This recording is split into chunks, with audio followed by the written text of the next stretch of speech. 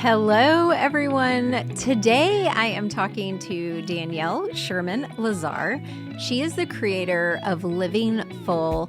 She started her Instagram and her Facebook page after battling with an eating disorder.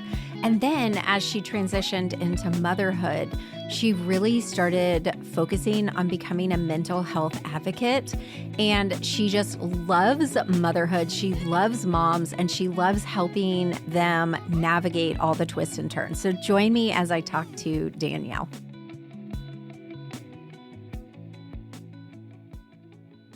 Good morning, everyone. Today, Danielle Sherman-Lazar is with me. Hopefully I said that right. And I am really looking forward to this conversation. I'm going to let her do her intro in just a minute, but I love everything that you're doing, Danielle. So just say hello to everyone and tell everyone just a little bit about you. Hi, I'm Danielle. I started my page Living Full when I was going through a 2-decade battle with eating disorders. I ended up in the hospital with a seizure. And during my recovery, I wanted other people to feel less alone too. So I started Living Full. And then when I had kids, I started talking about motherhood. And now I talk about my two passions, which is mental health and motherhood. And that's basically how it came to be. Okay, so tell me a little bit about your journey. So you said you had an eating disorder, I'm assuming through like your young girlhood, teenage, and then you recovered or what you were in recovery before you became a mom. Yes, I had an eating disorder. It started in third grade, the summer going into third grade, which is wild. I struggled until I was 26 and hit rock bottom. And then I became a mom when I was 29. So I was 3 years in recovery. So I have also had a history of an eating disorder. So I'm interested to know if you had any struggles when you were pregnant, because pregnancy was a trigger for me. It was really hard for me. Like Yeah. seeing your body change was so hard for me, but I kept reminding myself that I had a baby. My body was doing amazing things. But after the first pregnancy, I found each pregnancy was easier because I knew what to expect. Yeah. How many babies do you have? I have 4. Okay. So yeah, I had one extreme to the other. Some of them I felt really free and like free from the worries of worrying about my body. And then others I felt worried, but after each of them were born, definitely struggled and had to really stay on top of my mindset. Like Me big time. too. Me too. Yeah. Because it's hard because you have the baby out and you still look like you're 5 months pregnant. Yeah. So that's Yeah. super hard. I actually relapsed after my second daughter, but I realized that I was relapsing. Actually, my mom brought it to my attention. She was like, said that you're not taking care of yourself. And I was like, you know what? You're right. This is not okay. And I went back on path. Okay. And what did relapsing look like for you? It just looked like skipping meals.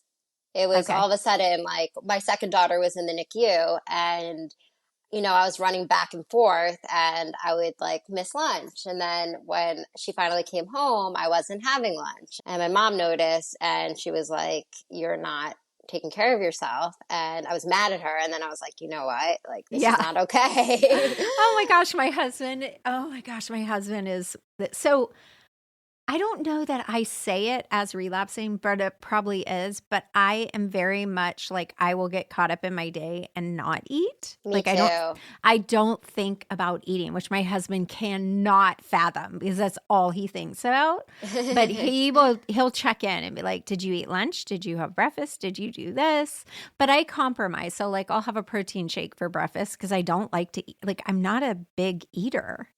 I'm just, you know what? I get wrapped. It's my personality too. I get wrapped up in the day and I don't think about myself and I don't think about feeding myself. But now, like, since I've had kids and they're watching. So now I like make it a point to eat. Yeah. Okay. So tell us about your transition into motherhood and mental health and how you've combined those passions. And now you're educating moms, right? Do you find yourself doing more motherhood or eating disorder stuff at this point? At this point, it's more motherhood and talking about, because I'm so in motherhood. Yeah. I'm 9 years in and 4 babies in, and it's become more motherhood based. But I do talk about the mental health battles that mothers face. Yeah. So how old are your babies? Tell me that So first. I have a 9-year-old, a 7-year-old, a 5-year-old, and a almost 3-year-old. Okay. She's So turning 3 in like a week. almost every 2 years, we have a baby going. Yes. Okay. All right. So let's talk about some of the struggles, like the motherhood mental struggles that you feel like people maybe come to you a lot with or you see as really predominant. So let's cover a couple of those. So I feel like postpartum, a lot of people have issues, especially with their body image and trying to find themselves. It's a very hard period. It's a very vulnerable period. So a lot of people definitely struggle postpartum.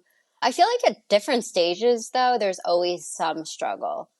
Like, it doesn't, like, there's always something. Well, I feel like for postpartum, because I have my pregnancy and postpartum membership, so I spend a lot of time with these moms in that first year to 2 years.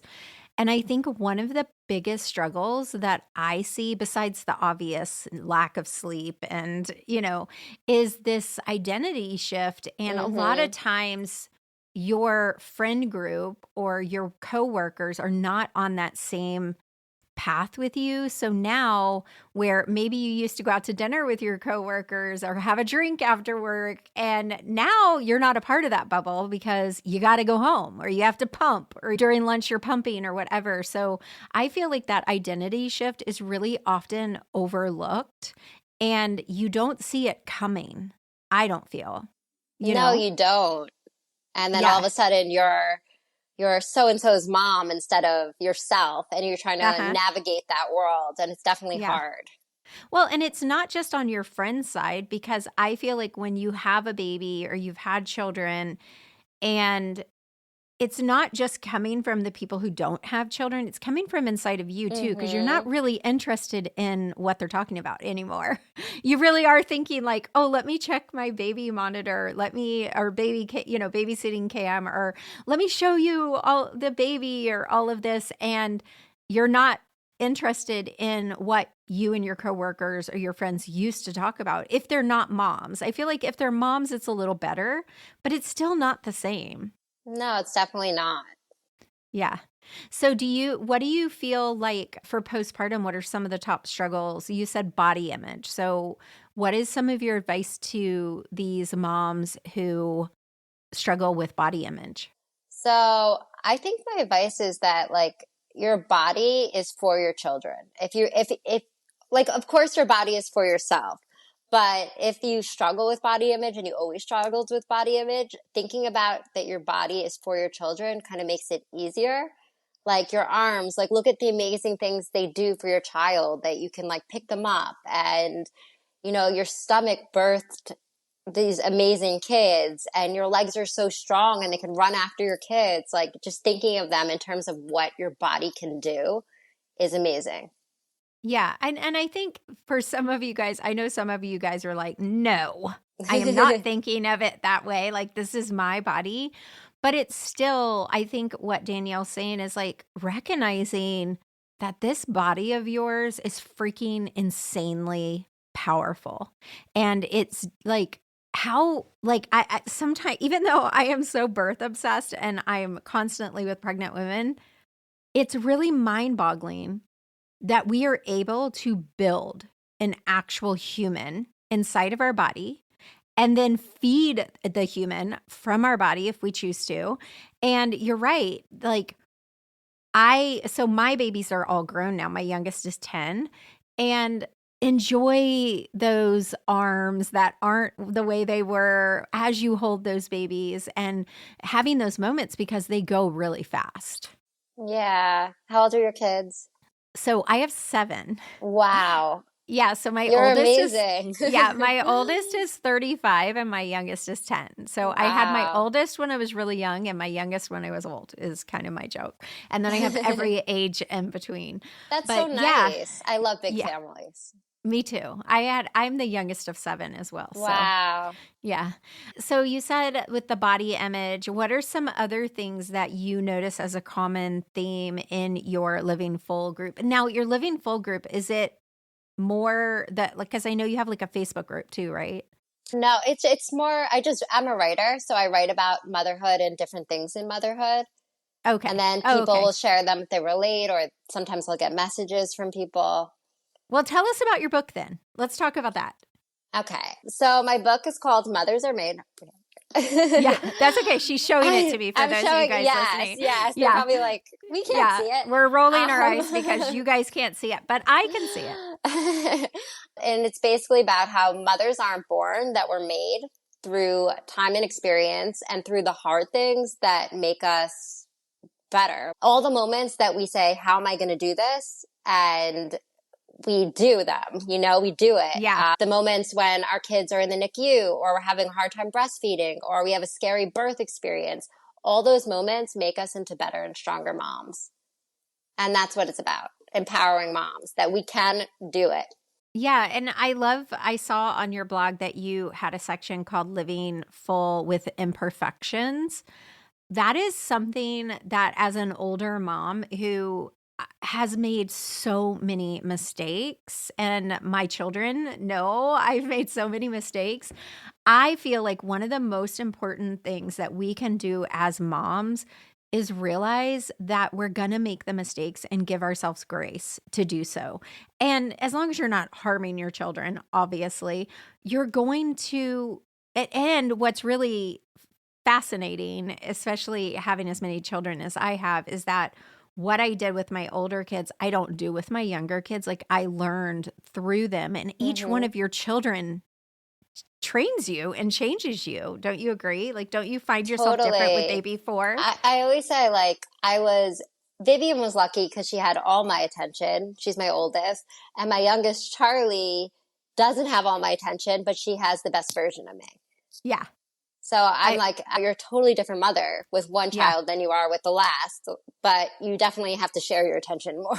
Yeah. Well, I can tell you with having an adult children and then a baby, they let you know. I can't even tell you how many times my older kids, like all the stuff they complained about me being too strict or doing this or doing that, then they're like, you wouldn't have done that with us. You shouldn't let Grayson do that. Like, why aren't you, like, they're telling me to be more strict, and they're That's telling so me, funny. like, yeah. And I'm like, because I'm not the same person anymore. And I learned that doesn't matter. And, some of you guys listening, you with your older children, you will think things matter. And then the more babies you have, or the older you get, or the more seasoned you get, you're like, oh my God, that does not matter at all. On the flip side, you may think, holy crap, why did I not do this? And now it matters. So I don't know if you find yourself evolving with Charlie where you didn't with your first. Totally evolving. Yeah. I was so much harder on myself with Vivian.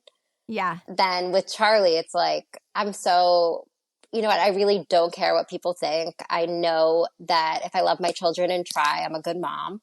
Yeah. I just know that certain things don't make me a good mom, that society says make you a good mom. And I think there's such a shift, and you actually enjoy being a mother better.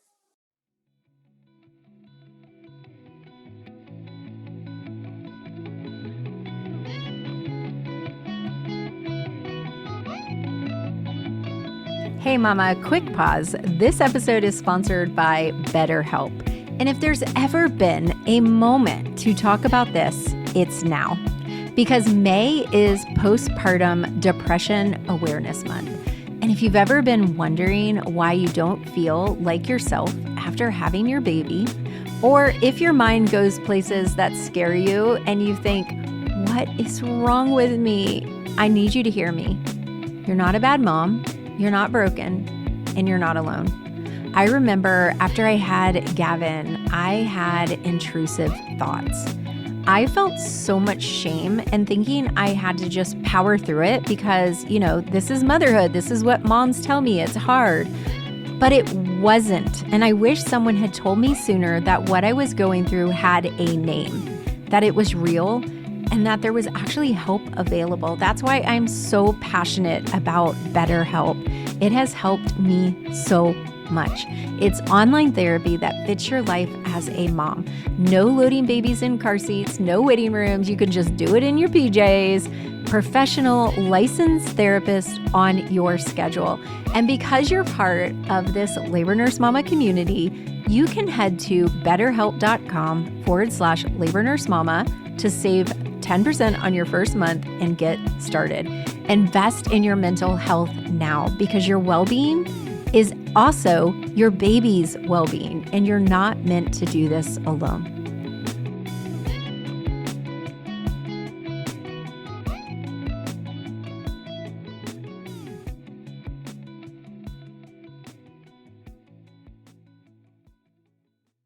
Yeah. And it's so, one thing that you just said is like, other moms can be so hard on each other. So And hard. oh my gosh, like one of the things when my members come in, they have to agree to no mom shaming. And I just find it so insane, especially on social media, how Oh, it's people, disgusting. oh, it's awful. And why do they even take the time to be so mean? Like, I am way too busy to stop and criticize someone else. Like I do that to myself enough. I don't need to do it to you. Exactly. I just think some people are just really unhappy, and Yeah, it's just horrible. It's it horrible. If is you feel the horrible. need to do something, you have to self-reflect. Yeah, It's just yeah. terrible. I mean, we're all doing our best, and everyone does it differently, and we have no reason to judge anyone else. Well, and the people who are so harsh, I believe, on social media, they would never do that in real life because they would be Totally. ashamed. And they're Yeah. insecure themselves. Like there's Yeah. something in them that is an insecurity. Like maybe they really don't believe they're a good mom, and that's why they feel like they need to put others down. Yeah. Yeah. I agree. I totally agree. Tell us a little bit about your book and how did that come about? I know you have other books too, as well, right? Yes. You know what? So I write a lot of posts on social media, and I get messages like, when are you writing a book? Is this post in a book? And it wasn't. And so I kind of looked at all my posts, and I thought a common theme is about resilience, and just in my life in general, between the eating disorder recovery and just being a mom, it's always been resilience and being able to get through things. And then we really do become better and stronger. And I realized that's why I started my page too, to empower moms and empower Yeah. women. Yeah. No, I love that because it really is so important that we are empowering each other and coming alongside and being okay with someone else making different decisions and having a different path. Like, how boring would it be if we were all exactly the same, if we all made the same choices and we were all the exact type of mom? One of my things that I love to say to my kids, I'm okay that I'm not a big breakfast. Like, I don't cook a big full breakfast for my kids. And there's been times when they're like, will you make this? And I'm like, I'm not that type of mom. And I'm okay with that. I don't care. I'm not that type of mom either. I'm not a good Yeah. cook. Yeah. Well, I like to cook, but not breakfast. I'm Oh, not a big breakfast I'm eater. not a So good cook. I am not a yeah. good cook, but that's Yeah. okay. But I'm it's good at other okay. things. Exactly. Yeah. Yeah. No You one's don't good have at to be that. everything. Right. And I think that just allowing ourselves that, and also by telling my kids, like, yeah, I'm not that type of mom and I'm okay with not being that type of mom. Like, it's allowing them to not have to fit a mold. Don't you Yeah, of think? course. And because they're not going to be perfect. And I do think, too, like showing them our imperfections lets them have imperfections and not feel bad about themselves or feel shameful. And it just lets them realize also that you don't have to be perfect. And I think that's a huge thing, especially coming from like being born in the 80s. It was all about being perfect. And that was terrible. Yeah, I agree. And I think it's so important. So what are some of your top tips that you give new moms or moms who are at the beginning of their journey and really struggling with that self-doubt and that shame? What are some tips that you I, would give them? I think to just give yourself a whole lot of grace. You're learning. And also, things that you think matter don't matter. And it's a whole learning process, and just to be so easy on yourself. Yeah, I agree. What about having community, or what's your take on that? Because I know for me, when I was raising the kids and they were all young, I didn't have much time for mom community. Yeah, me too. But it's so important. I feel like, you know what, I was definitely lacking that with younger kids, and it was hard. And I felt alone a lot. And I did, you know what I did? I went out for walks a lot. I did join a mommy support group with my first child, and that was really helpful. But then we moved out of the city, New York City, to New Jersey, and it was a little hard because in suburbia, it's a little more isolated. So I did, and then we had COVID, so it was a little more of an isolating time. But I do find as your kids, it's interesting, when your kids go to elementary school, you really start meeting more mothers. And I feel like I found my people more now than back then. It was a little harder. Well, because you're isolated at home. Yeah, you really are You with little don't. babies. Yeah. And it's hard. yeah. And one of the things I love about my postpartum membership is that we are able to share things. Just like I said, those people are able to spit out nastiness on social media. There's a level of safety when you have an online community. These moms are so raw and authentic and real with one another. And I truly believe, I'm not in the throes of postpartum, but when I was, it would have been really hard for me. Let's say I was at the library or I was at the park and there's another mom who has a newborn and I have a newborn and we have toddlers, and you're two eyes on your toddler, trying to watch your newborn, trying to do all the things. You don't have the capacity to have like a really deep talk about intrusive thoughts or postpartum depression or what have you, because you're both so caught up in the now. But what I love about our online community, because we meet via Zoom 3 times a month, is that they can just be real and raw. And some of the conversations are so deep and real. And I'm just like blown away by their relationship with one another and so jealous. Like, I wish I would have had that. Oh, that's so needed. Yeah. It's so nice. Yeah, because that, like, they're just able to be like, no, I feel that way too. And that's normal and that's okay. And it's a safe space where I feel like when you're in person with some of the thoughts we have as moms, especially during postpartum, are outrageous. Like, they're off the wall. Yeah. So I feel like a lot of times we'd be too embarrassed to tell, and I say this in quotes for you guys listening, our in-person real friends that we hang out with, whereas a group of people online, there's like this sense of safety. But so I told you we like to keep our podcast episodes short because we, again, know these moms are super busy and super tired and overwhelmed. So I would love for you to tell everyone about where they can find your books, where they can find you, how they can connect with you. You can find my book at any bookstore. It's at Barnes & Noble. You can find it on Amazon. My website, www.livingfull.me. My Facebook page is Living Full by Danielle Sherman-Lazar.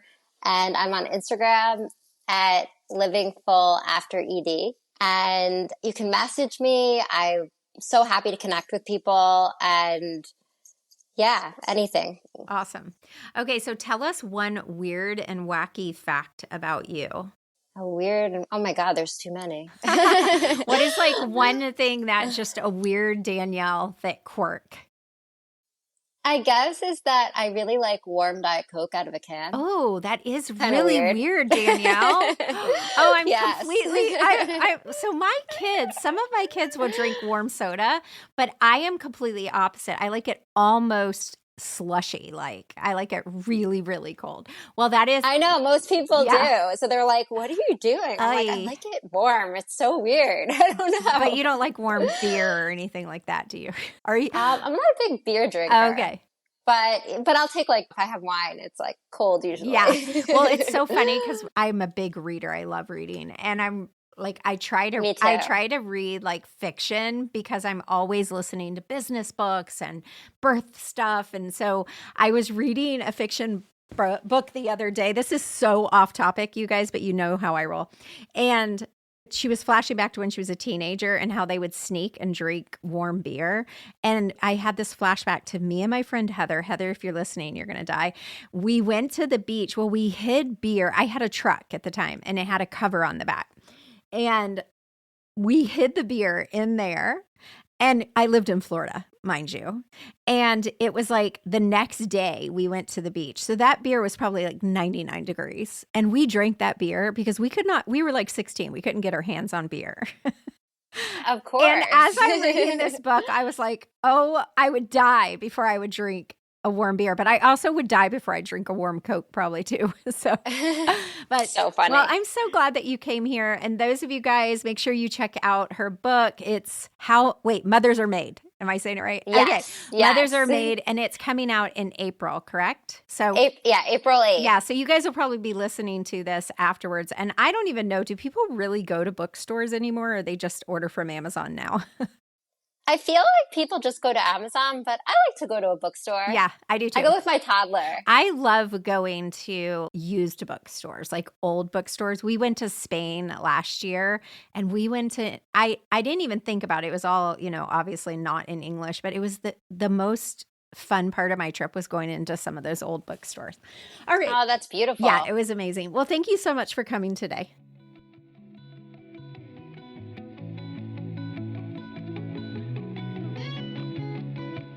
Okay, mamas, I hope you enjoyed this episode of The Birth Experience. I just want you guys to know that I see you guys, I love you guys, and I am so darn proud of you.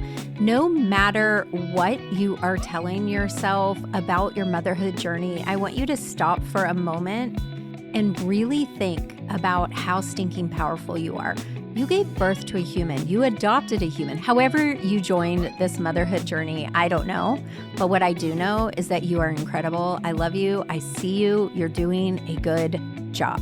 Okay, you guys, hit subscribe and write a darn review already. Write a review. Tell me how much you love the podcast, and I'll see you again next Friday. Bye for now.